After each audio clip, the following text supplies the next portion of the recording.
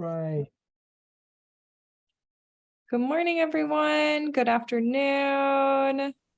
Happy to see you all. Some familiar faces, some new ones, some non-faces.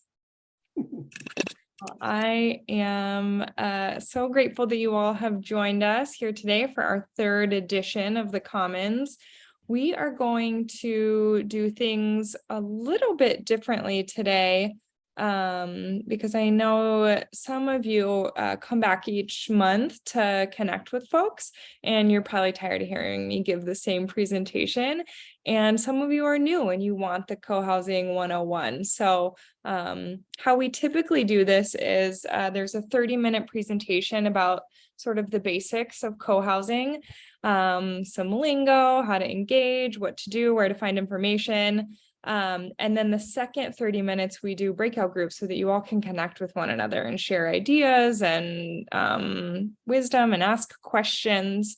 So my question is, by a show of hands, either like this or using the raise hand feature, if we had a breakout group here at the beginning where you could go talk to each other and not listen to my presentation because you've heard it already, show of hands, how many folks would like to go into that group? And I'm not offended. No one would want to listen. Okay, a couple, good. So here's what we'll do.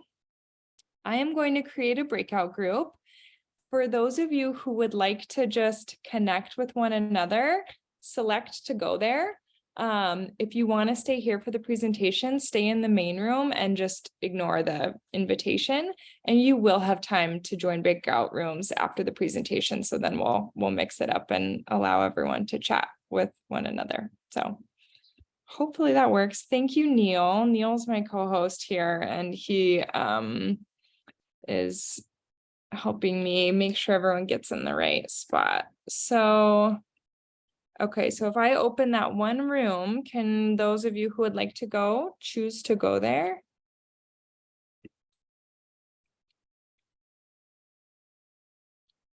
And for those of you who will stay, I have a little presentation planned.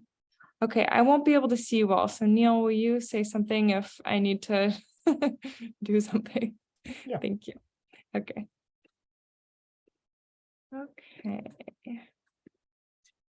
Okay, can everyone see that? Okay, great. Well, welcome to the Commons.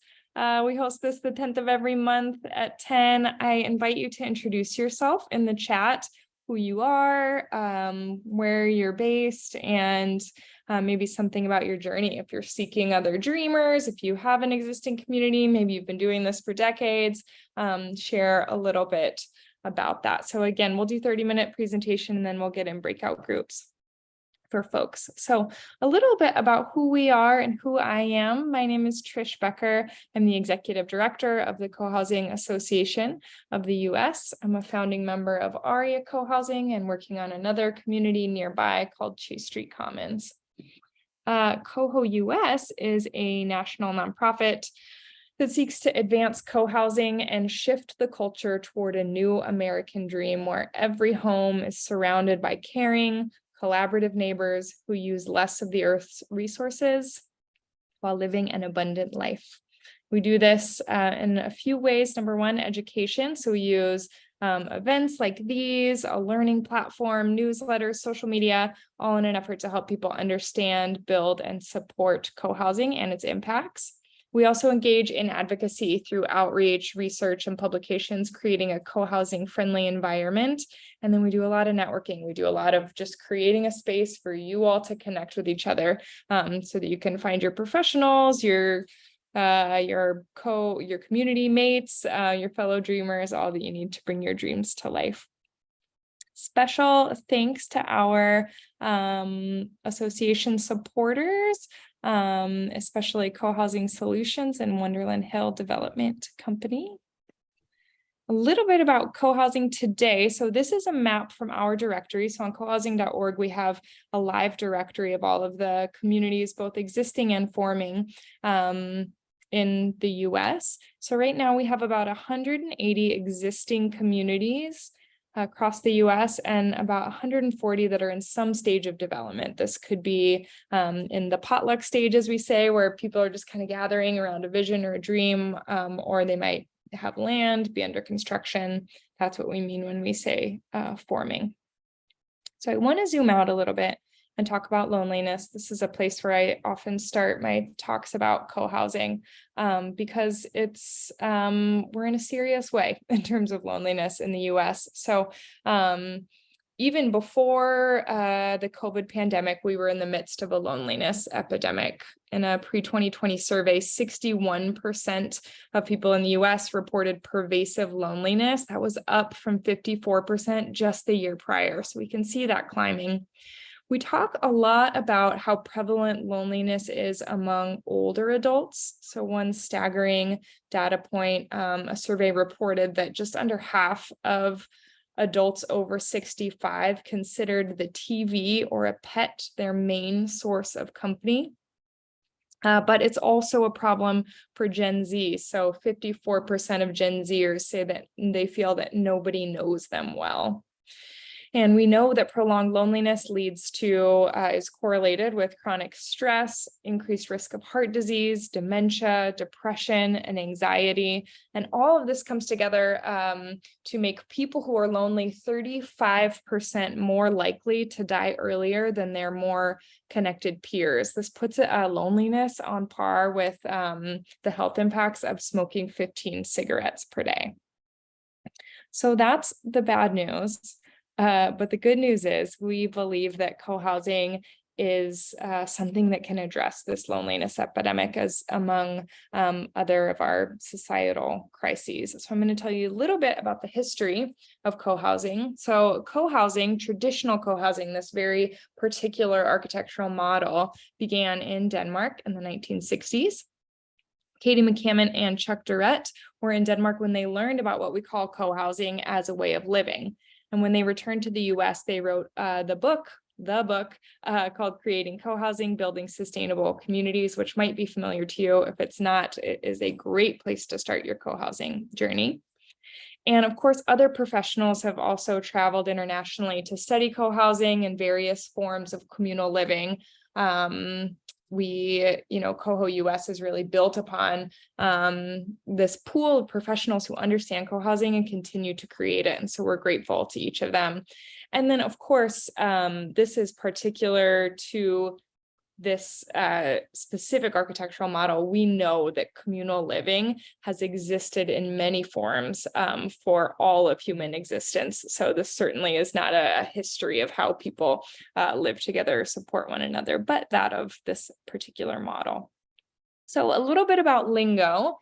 Intentional community is a term that you likely have heard, and this is really an umbrella term. So the definition of an intentional community is a planned residential community designed from the start to have a high degree of social cohesion. Other words that you might hear as sort of this umbrella term could include community housing, collective housing, communal living. So it's sort of a spectrum. And within that spectrum are many different kinds of intentional community. I'm going to draw out a few of them today. So some common forms of intentional communities, of course, is the commune.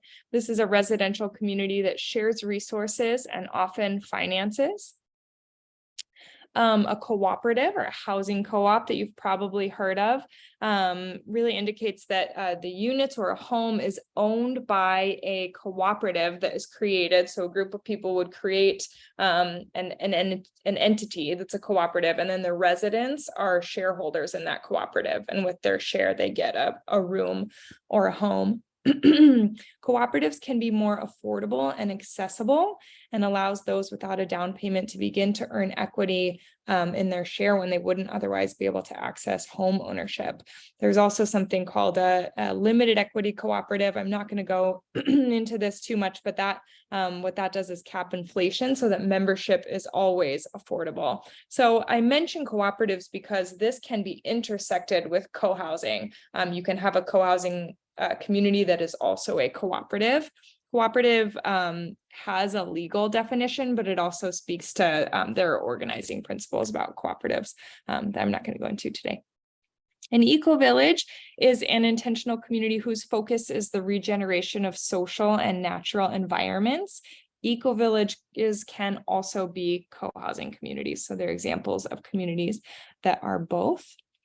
And then I want to talk about co-living for a minute because this is a newer term that often describes shared housing, but does not indicate shared governance. So co-living is most often houses that include shared amenities, often shared kitchens, shared bathrooms. It doesn't typically include the other core features of intentional community, such as shared decision-making, shared labor, shared finances, etc.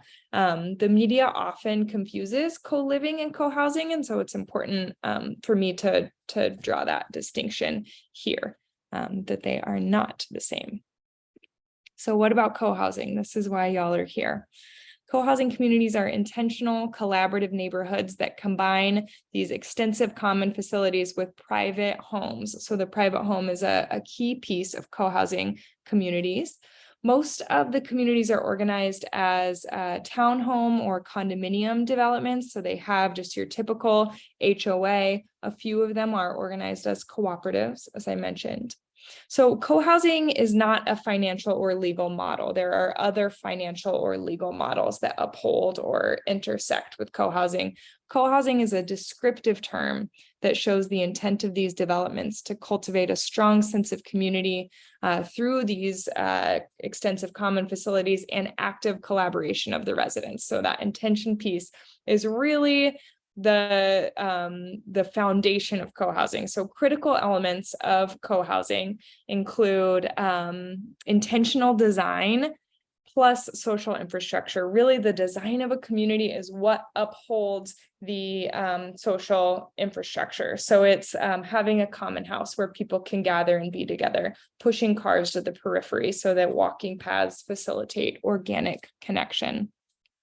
The other important piece is that co-housing, again, is private homes with shared spaces. So a little bit about this social infrastructure piece. When I say that, what I mean is the efforts that we make to organize ourselves. So one example is co-housing communities are self-managed, and they have a variety of structures to govern themselves and to manage labor. So many people ask, well, what's the difference between this and a community with a clubhouse and lots of programming? But if that community is managed by an outside management company, it's not co-housing. Co-housing is managed by the people who live there. So this often includes community meetings, HOAs, committees, conflict resolution processes, and it also includes the fun part. So most communities have common meals. That's often referred to as the secret sauce of community. They're hosting events such as baby showers, retirement parties, happy hours, Grammys parties, etc. So it's really that intention to be together and to know the people that you live with. Another critical piece of co-housing is that there is non-hierarchical decision-making. So there are a variety of governance processes that co-housing communities use. That could include consensus, modified consensus, sociocracy, etc. But it is non-hierarchical. You're not going to find the leader of a co-housing community. That would make it a cult. And then participatory process. So the residents in co-housing are involved from the start. So oftentimes it starts with a group of what we call the burning souls. They're designing the community that they want to live in, and then people are joining as they build in most cases.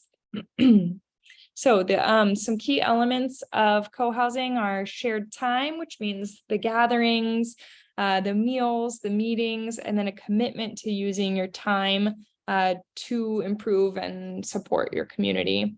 Shared space and stuff. So these spaces include kitchens and dining rooms. Again, this is in addition to what's found in your members' homes, which would have everything that an average home would have. There are often community gardens, courtyards, playgrounds, guest suites that folks can rent out for visitors. And then there's a lot of sharing of stuff. There's a saying in co-housing, do we all need our own lawnmower? And the answer, of course, is no. There are so many things that we can share and keep in a community garage or kitchen and have access to without the need to buy our own. So. And then there's this shared commitment, mostly to one another, to supporting one another, to engaging in intentional space as community members. So here are some photos of the common house. Most communities do have a common house, not all of them. Some have a common space, which could be a courtyard or repurposed barn or a common room, that sort of thing. But many do have a common house, and the design of the common house facilitates the social infrastructure. So the common house is really an important place. This is where common meals happen, where the meetings happen, where you can go and sit down to work on a project and know that a neighbor will pass by and say hello and ask what you're working on. So these are a few photos of some various common spaces. This is a photo of Aria Co-Housing Community, which was my first co-housing community. This is my daughter's first birthday party, so she's there in the middle. She was the first baby born into Aria Co-Housing, and so we threw her a bash. As you can see, she's surrounded by all of her neighbors. And I wanted to show you this because if you've seen one co-housing community, you've seen just one co-housing community. They are all so different. So there are rural, urban, suburban communities. We have communities that are made up of detached single-family homes, duplexes, multiplexes, condos. In this case, at Aria, it's a retrofit convent. It was formerly a convent, and so they gutted it and then put in condos on the inside, and this is in our community courtyard. There are also both multi-generational and senior co-housing communities, and I'll talk a little bit about senior co-housing in a moment, but a stat that really stood out to me when I think about multi-generational community, and specifically when I think about my own journey into community and why it has been so valuable for me. A recent survey said that 51% of mothers with young kids reported serious loneliness. And it just goes back to this notion of it takes a village to raise a child. And this is a photo of the village that we have been lucky to raise our child within. So there are communities that are called senior co-housing communities. So there are seniors who live in multi-generational communities, and there are seniors who choose to live in senior co-housing communities. There are about a dozen, maybe over a dozen existing senior co-housing communities in the US, and about the same number in some stage of development. So senior co-housing tends to be a mix of retired folks and those who are still working. They are typically 55 and older. And senior co-housing really seeks to meet the needs of the boomer generation and address social isolation, which does affect seniors at higher rates than the general population. Some other, values that uphold senior co-housing, we know that as individuals age, their health often deteriorates unnecessarily due to loneliness and depression that can exacerbate other health issues. So co-housing mitigates loneliness, first of all, and the related health problems, but it also helps people recover more quickly because they have that support network. Co-housing also offers fulfillment and an opportunity for people to offer their skills and expertise after they've left the workforce. So again, seniors live in both types of communities, but senior communities tend to be focused more on aging issues, and they tend to be a little bit neater. So while you might not see tricycles on the pathways of a senior co-housing community, you will see an environment that welcomes children and teens as they're often visiting their friends and families. And they also have more people who are retired, though they are a mix. So you might find that more people are available to do things during the day, like go on hikes and adventures. A little bit about retrofit co-housing. So this is when you take existing housing stock or an existing building and put co-housing into it. So it's basically the ethos of co-housing without having to develop a new neighborhood from scratch. So N Street in Davis, California is an example right here, where they bought a bunch of houses, took down the fences, and then built in that social infrastructure. And there you have it, co-housing. It could also be done in apartments, mobile home parks, condos, etc. That's kind of this idea of taking the secret sauce of co-housing, the social element, the intentionality, and putting it into existing housing. You also can save an old building by gutting it and building housing inside, like the example from Aria Co-housing. That was a nun convent, but developers who know much more than I do say that that is far from the easy path to creating co-housing. So a little bit about environmental sustainability, because this is really a value that is shared without exception across co-housing communities. And there are many ways that this value shows up in communities. So co-housing communities are likely to use alternative energy sources and prioritize energy efficiency. They also, you'll see community gardens, you'll see an emphasis on native species landscaping. As I mentioned, this kind of ethos of sharing stuff, not needing to buy your own stuff, really supports this value of sustainability, because you're consuming less, you're sharing more. Often community members will come together to bulk purchase for community meals or for their own or for other things that can be purchased in that way. You're also going to see co-housers are leaders in their community. They're organizing the members of their community and surrounding neighborhoods around causes that mean a lot to them. One great example is car sharing. And that's something that some communities are gathering around right now.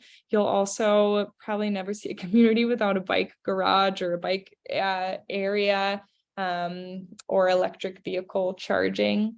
And then even down to the planning process, you know, co-housing communities are likely to use their land efficiently, to use green materials, to engage in waste management practices that support the planet. So that's a little bit about a very big topic.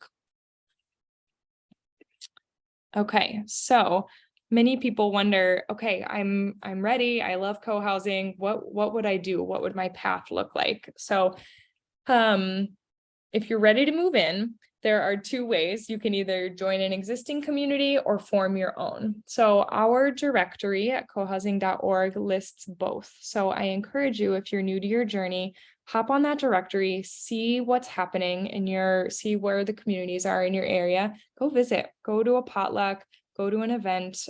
We have our National Co-housing Open House Days coming up May 6th and 7th, and that's where communities across the country open their doors for people to see what it's like in there. So try to attend an event or otherwise reach out and just say, hey, I'd really like to connect. This can serve two purposes. Number one, if you love it there, you can get on their wait list and wait for someone to move out, which not surprisingly, doesn't happen that often. But the other piece of that is you're going to meet other seekers from their list. And oftentimes other communities are born from these people who are investigating or, you know, experiencing these existing communities. So it's a great place to start. You can also connect with other forming groups and co-housing curious through the directory. There are forming groups listed, individuals listed.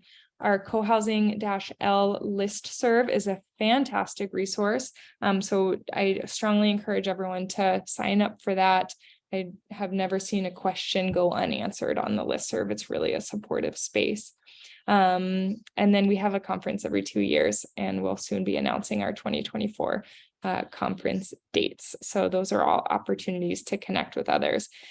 If you'd like to just learn more about co-housing, you're not quite ready to move in. Number one, read that book by Chuck and Katie. Join our email list so that you can learn about all of our upcoming events. You can come back to the Commons as often as you like so that you can hear this or connect with others. And then we have a list of really great spring programs coming up. So we are just launching this right now. So you're just in time. So we have 2 trainings with Katie McCammon. She's the co-founder of Cohousing. So this is a really special opportunity. She is doing 2 workshops, one on preparing for property, cultivating your local market, and one on how to finance your co-housing development. We also have a 6-week intro to co-housing course. This is by Matilda and Eric of Studio Cohab. They're co-housing architects, and they are fantastic resources. If you want to learn, okay, how do I do this? Take this 6-week course. Not only are you going to get that regular training, but you're going to get professional support from some really exemplary architects who have done this and can advise you on your project throughout those 6 weeks. So it's a really great opportunity. And if you register by the end of today, you can use code March 10. Neil, I don't know if you're able to type that in there for me. It's just March 10, and you'll get $10 off of every training, except for that co-housing architect training. That doesn't apply. But that is a training for architects. So if anyone is a professional architect here, Grace Kim, perhaps the most well-known co-housing architect, will be hosting a training on that to build our pipeline of professionals. Okay, and then a little bit about our partnerships. So we have a few ways to engage with CoHo US. We have an individual partnership. This is $150 a year. For that, you get a ton of free events. You get access to all of our recordings from past workshops and trainings. There are over 100 workshops and trainings in that database that you would have access to. And then you get discounted, those courses that I just mentioned are heavily discounted for partners. We also have a community package. This is $750 a year, but then those benefits that I mentioned are applied to every member of your community. We also have programs that are designed for co-housing professionals and for forming communities. Those both include some more advertising. So if that's of interest, learn more at our website. Okay, final announcement. Once again, Co-housing Open House Weekend is May 6th and 7th. If you're part of a community, consider hosting. If you are curious, check out our website. We're going to be sending out information on this soon, but we'll have a list that will change every day as people add their events for that weekend. So this is a great time to get to know co-housing. Okay, so again, let me stop sharing. What we're going to do is create some breakouts. So again, the design of this event is for you to be able to ask questions, connect with other people, say, how did you do this? What did you learn? Really to connect with one another and the experts in the room. So we're going to create a few different breakout groups that you can join. And I want to check and see if we have someone here from our aging committee. I don't see them. Okay, so we'll just create some random breakout groups. Someone requested time to connect with more different people. So what we're going to do is a 15-minute breakout group of small groups. We'll bring you back and then we'll send you again. So that way you get to know some new faces.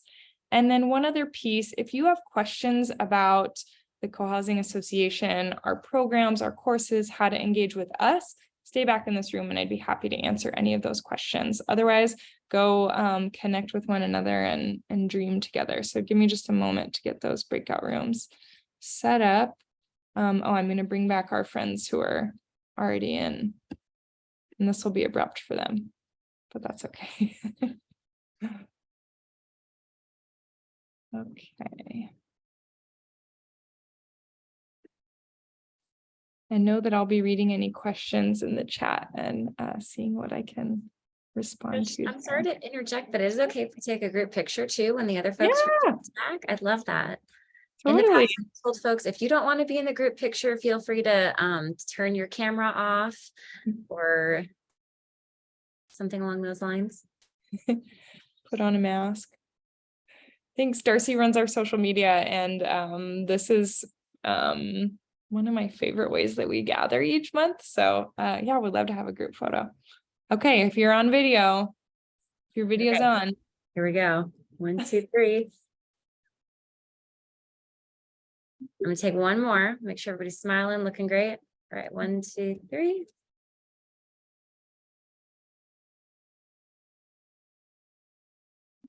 Thanks so much, guys. Thanks, Darcy. Okay, I'm gonna